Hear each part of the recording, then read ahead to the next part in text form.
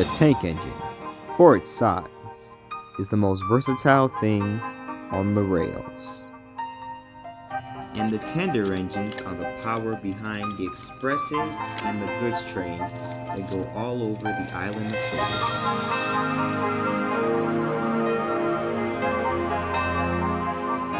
This is NWR Stories.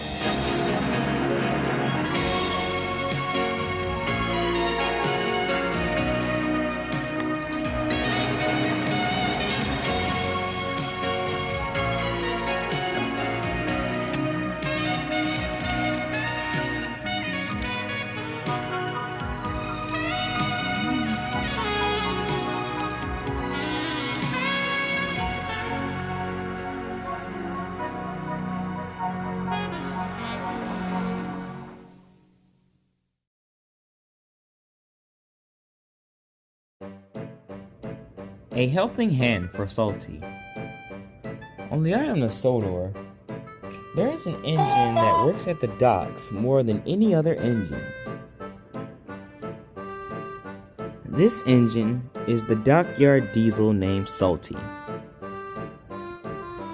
He was brought to the island when Rosie was given a promotion to be a station pilot at Tidmouth Station, and he has worked there ever since.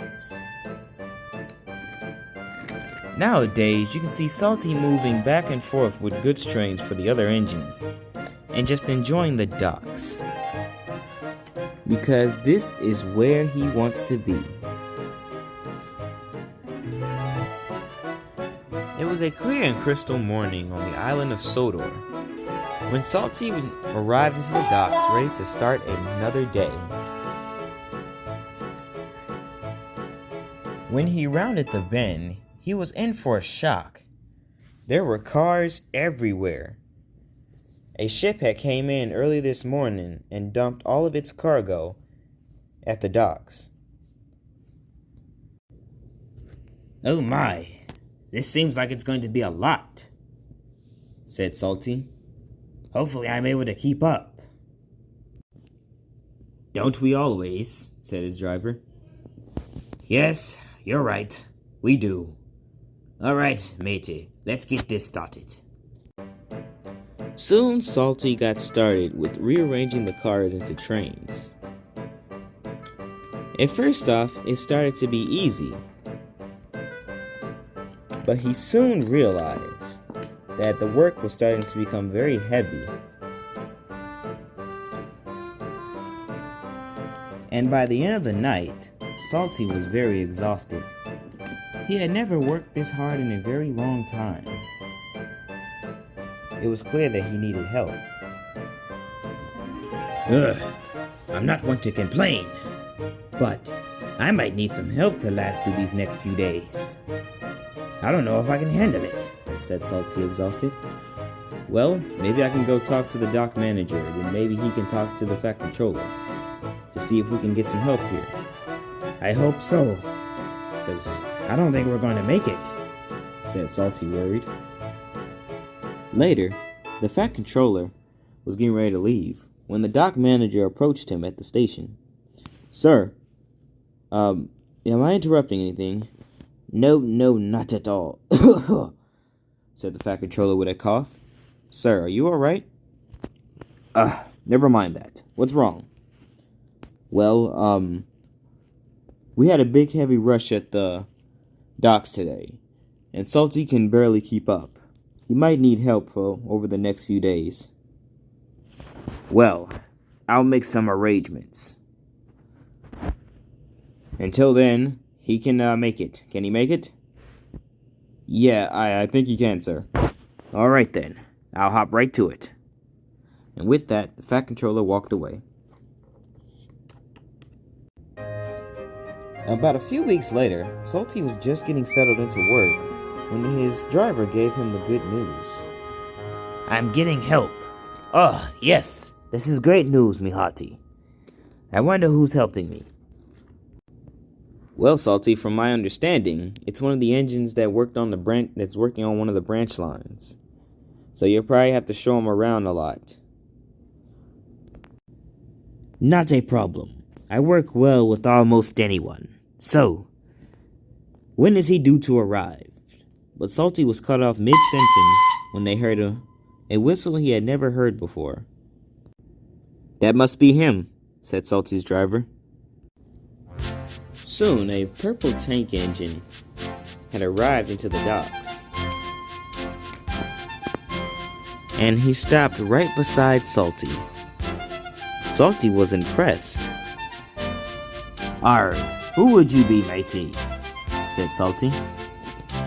"Well, my name's Charlie. Nice to meet you." "Oh, you're a very loud fellow.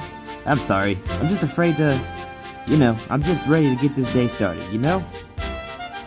I haven't really done a lot of work on my Heritage Railway, but now I'm just ready to get started." "Well, you're an engine after me own buffers. Let's get started."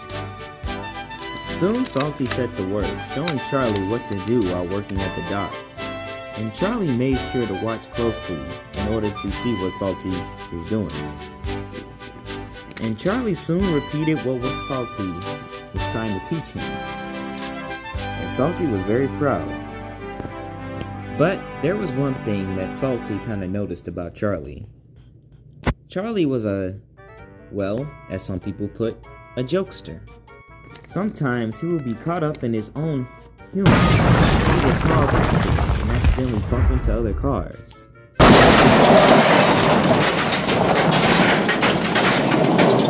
At first, Salty thought it was just harmless fun. Then he soon realized that Charlie's humor would be holding them back at the docks. Later, Charlie was sitting in the sidings resting when Salty rolled up next to him.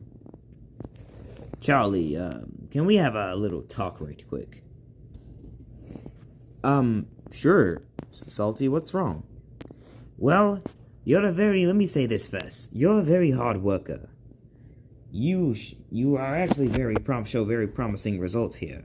But you have to calm down with the jokes, because the more we joke, the less the work will get done." "Oh, I'm sorry if I caused an issue with that accident earlier. I promise that I will be very careful from now on." "That's all I can ask for, me hearty.